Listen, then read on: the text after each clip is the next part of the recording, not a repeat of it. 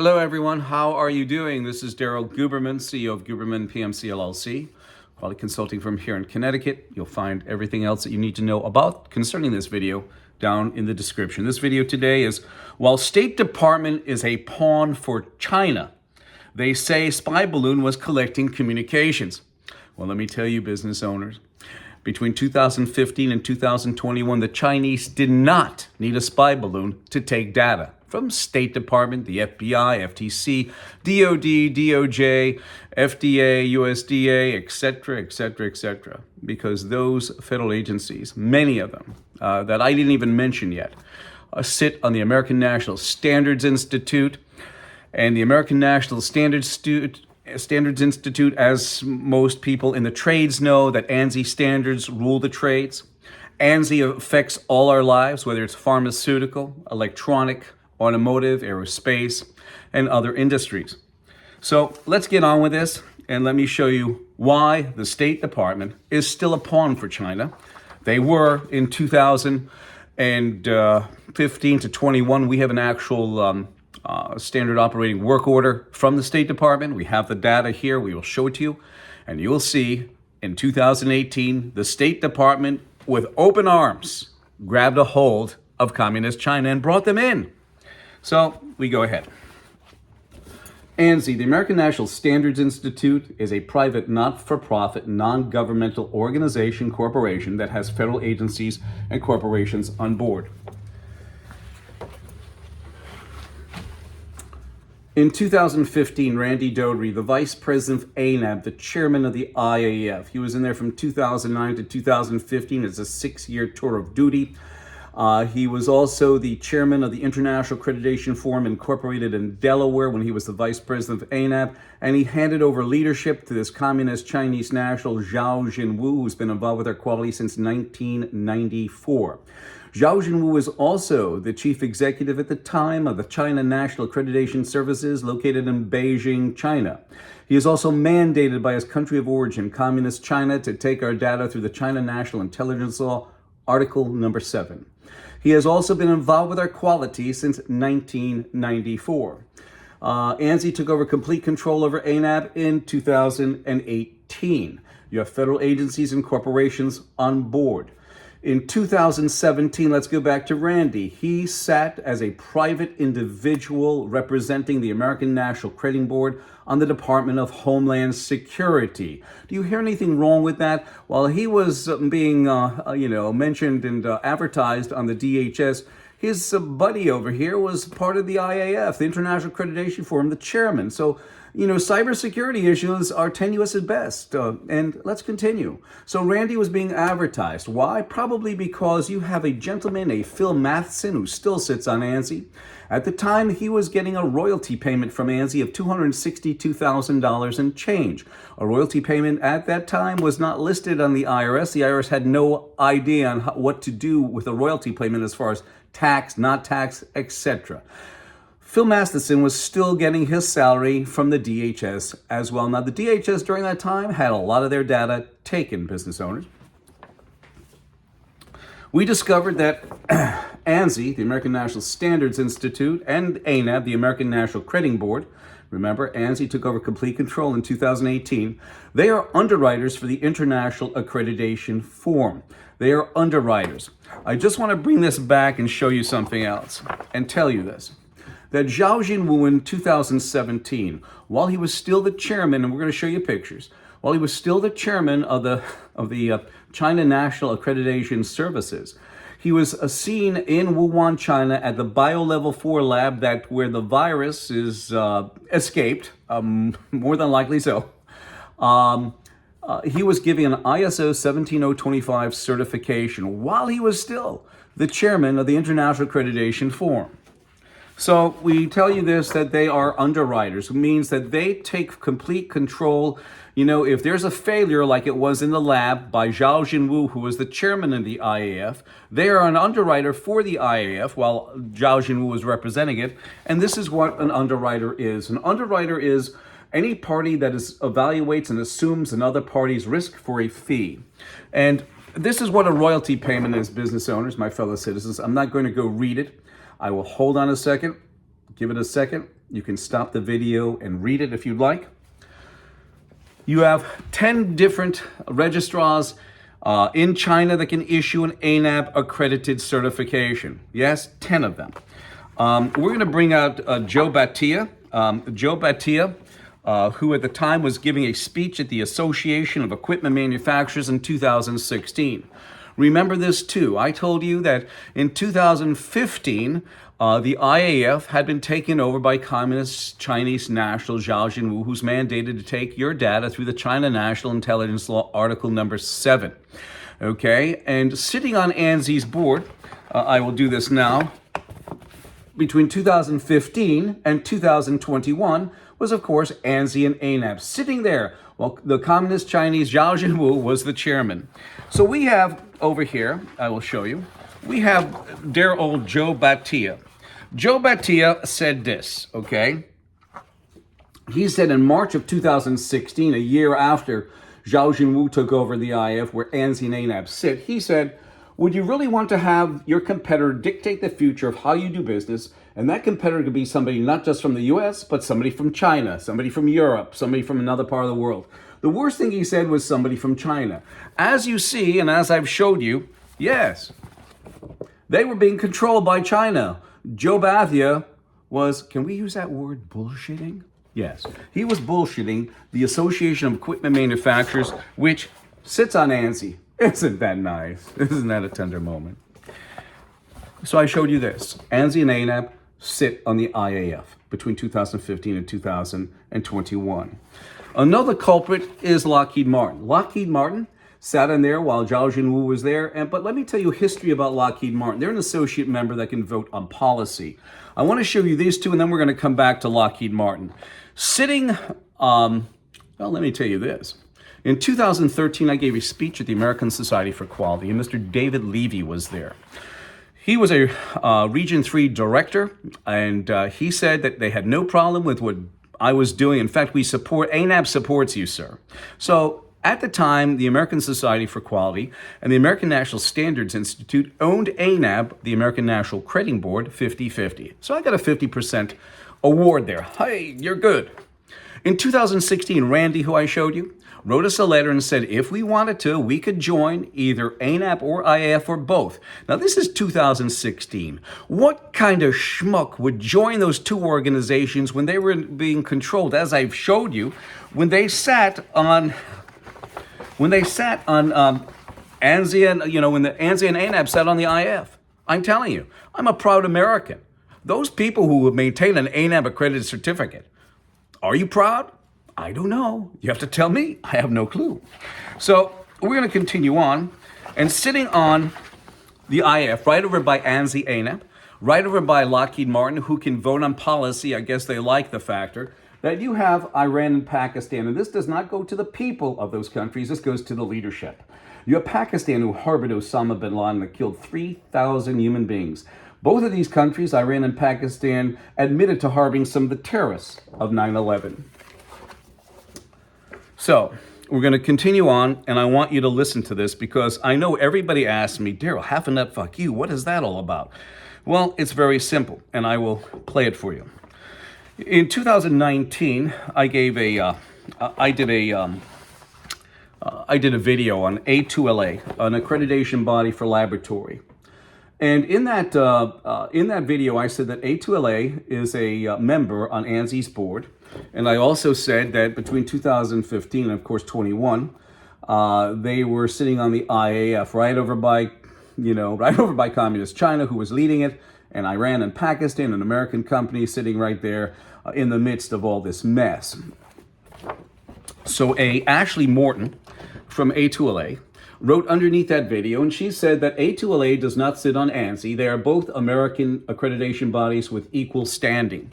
That's what she said. So I redid a video, and I showed her. Yes, they do sit on ANSI's board. The reason why I did that, and you're saying, what's wrong with that, Daryl? Well, the whole thing about this quality stuff is impartiality, and it's not impartial, as we find out. And I saw A2LA sitting right over by forensic labs that they were certifying in other laboratories. So I brought this forward to let people know. I guess nobody gives a shit. Oh, sorry. I apologize. But anyway, no, I don't apologize. I'll never apologize for that. Shit. Just like we're fucked is a quality term. We're fucked is the best, because if you're going down in a plane and say we're fucked, that means the quality of the aircraft is no good. And after all, look at this. This is their mantra and mission statement. So what happened is a Russ Cheney, who is the chairman of ANSI, called me up. I didn't know who the hell this guy was, but he felt, I guess, like Teflon because he's got all these federal agencies on board. Like Christopher Wray's FBI, the FTC, and all the rest of that mess. And this is what Russ Cheney said. We're going to bring this out, but you know what we're going to do? I'm going to go through here. Watch.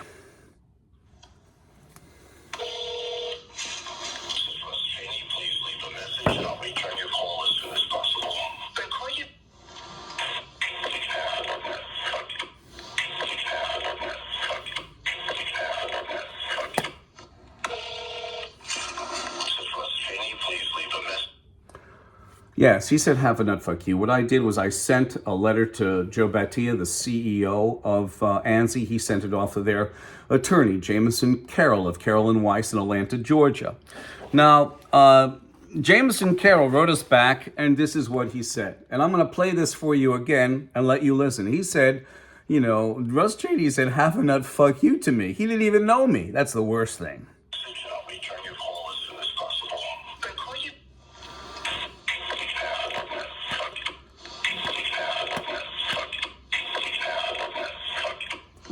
So what is worse is this, okay? And I'm going to show you this right now. Now, I showed you that Ansi-anab are underwriters. For those people who are having a fit about China, about Wuhan, China, well, we're a lot to blame for it too, and I'm going to show you how and why and where. We have a picture in 2017, as I told you we had it. Here's Zhao Jinwu standing in the lab at Wuhan, China, the BioLevel 4 lab, issuing an ISO 17025 certification for laboratory. Okay, while he was standing there, he was still the chairman of the International Accreditation Forum in Delaware. Ansi-anab, okay, take full legal responsibility of any hazard that happened in that BioLevel 4 lab because they are an underwriter. They're not absolved from these sins. They usually say, we only certify the system, we don't certify the product. Yeah, right. This whole thing about them being an underwriter, that gets thrown out. Although because they have the Department of Justice and they're meandering with the American Bar Association, they're going to wheedle out of that mess because there's so much corruption between those agencies and that organization. So we're going to continue on. Rand Paul, the Senator Rand Paul, asked Anthony Fauci, NIH, okay, about gain-of-function research, as we all know. And Fauci said no, and a lot of other papers came out that Fauci invested $3.8 million or $9 million into the laboratory for more research. Because let's face facts, in China, human rights are dead. And they look at people as lab rats, just like Mr. Netanyahu in Israel did with his population in Israel, because he even said it on an audio file. If you doubt what Mr. Netanyahu said, I will play it for you, because you need to hear this, because one thing that we don't do is we will not disparage our family name. We stand up, and here's Mr. Netanyahu. Detailed plans, but they are detailed in my mind. We came out of COVID first. I described that in my book, My Conversations with Albert Bourla, Pfizer, and I persuaded him to give tiny Israel the necessary vaccines to get us out first from the COVID. And the reason I could do that is because we have a database, 98%. A medical database, 98% of our population has digitized medical records and little card, and anywhere you go in any hospital in Israel, north, south, doesn't make any difference, boom, you punch it in, and you know everything about this patient for the last 20 years. I said, we'll use that to tell you whether these vaccines, what do they do to people, not individual people, not with their individual identities, but statistically, what does it do to people with, meningitis? What does it do to people with high blood pressure? What is it? You want to know that. So Israel became, if you will, the lab for Pfizer, and that's how we did it. You know what we say? There's a term in the Jewish Quality Manual, schmuck, a lab. Unbelievable. So anyway, Fauci denied it. Let me just tell you this, business owners, my fellow citizens. Pfizer, Johnson & Johnson, NIH, CDC, and USDA and FDA sit together on Ansi's board. Pfizer had over 15 million vials of COVID vaccine come back because they were skipping quality processes and standards. Johnson & Johnson had 60 million. We have that data. I hope there's enough room to put it down below. If not, please contact me. I have that data. You can get it from me, 203-556-1493, or Daryl, D-A-R-Y-L, TQRS at yahoo.com. So this came out of a Chinese technical magazine. And, it's about upcoming second China workshop with the U.S. on challenges of emerging infections, laboratory safety, and global health security. And the very first item of business is gain-of-function research. If you look at this goes into the factor that in 2017, between May 17th and 19th, 2017, they were prepping for a pandemic, which, of course, happened in 2019. If you're wondering about this booklet that I say I have, well, here it is. I will gladly ship it to you. Of course, it's not this big. It'll be in a PDF file. And if you still don't believe it, here on page 2, you see Zhao Jinwu in the laboratory, that picture I showed you. And also on the back cover, you'll find that article that I showed you about gain of function. We're going to bring forward here Miss Pamela Sale. Pamela Sale at the time was a VP of laboratory certification, and she basically admitted under deposition that Wuhan, China, it's quite plausible that the virus was released. And this is what she said. And I'm going to just add Bio Level 4 lab and also phlebotomy lab into her own statement. One of the issues is that there is no commonly agreed upon set of standards that forensic labs around the country have to follow. Instead, there are informal guidelines that labs can choose to follow or not to. And this is adding those two words. Instead, there are one of the issues is that there is no commonly agreed upon set of standards that forensic labs, phlebotomy labs, bio-level 4 labs around the country and world have to follow. Instead, there are informal guidelines that labs can choose to follow or not. Now we're going to get to an important part. Christopher Wray from the FBI.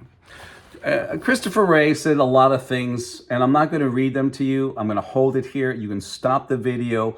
Look at what he wrote. Look what he said about China. Look what China said. One of the sentences that China said about him is, people like Wray emanate the kind of vulgarity shown by history's career lowlifes. The vulgarity floods the U.S. administration today. Okay, and one of his comments, I have him coming out, so you'll see it. I'll read it to you, but here you go.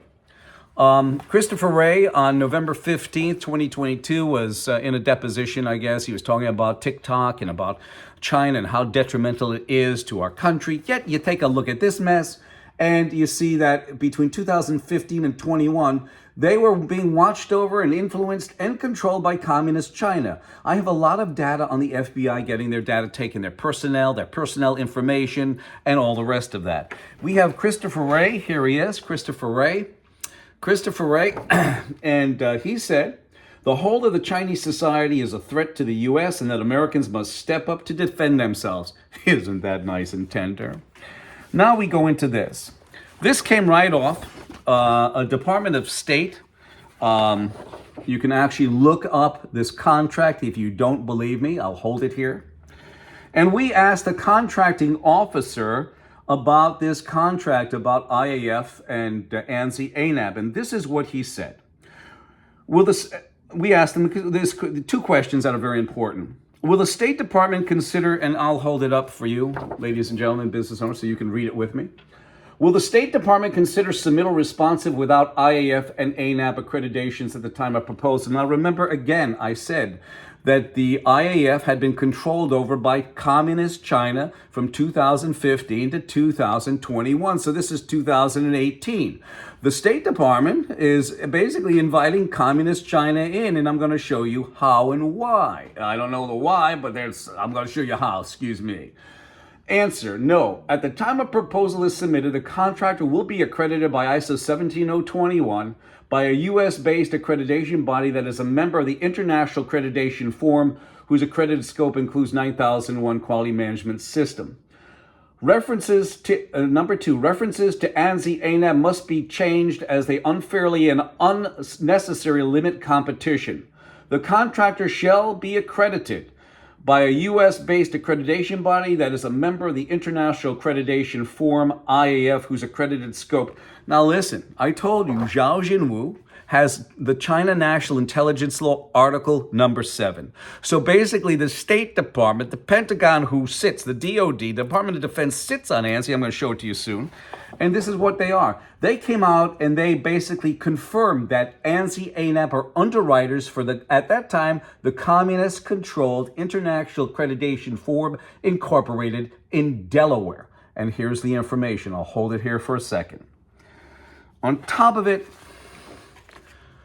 and this is all coming out of the actual contract, it states auditing firm has approval to use the IAF multilateral agreement mark provided copy of accreditation cert. So here's the Department of State, okay, that is inviting Communist China in. And they come out with all these standards now. You have NIST, SP 800. NIST sits on ANSI during the same time that Zhao Jinwu was watching over between 2015 and 2021. You have CMMI and CMMC for cybersecurity and all the rest of that mess that is being pushed by NIST and our government. Yet our government is being controlled and manipulated by Communist China. And here you go, Department of Defense. They have taken so much of our data that our government has failed us, we the people of the United States of America. We need a cleaning that goes on. Not a cursory cleaning, a deep, penetrating cleaning, because this is absolutely, without a doubt, disgusting. So this video, I am showing you that while State Department is a pawn for China, they say spy balloon was collecting communications. Well, while we're a pawn for China on our contracts, as I've showed you, that they demand Ansi-anab and IAF, okay, in 2018, they were collecting more information before that spy balloon flew over us. 203-556-1493 or Daryl, TQRS at yahoo.com. And yes, this is the mission statement. And every one of the federal agencies that sit on the ANSI's board, every one of those corporations, their CEOs, like David Calhoun from Boeing, like Jim Tassett from Lockheed, like so many others. You have Mr. Buttigieg from the Department of Transportation. You have Andre Mayorkas from the Department of Homeland Security. They all say, have a nut, fuck you. Because by them sitting there, and by Russ Cheney being the chairman, that models what everybody on that board is or says. The mission statement, unbelievable. Their mantra, I thank you.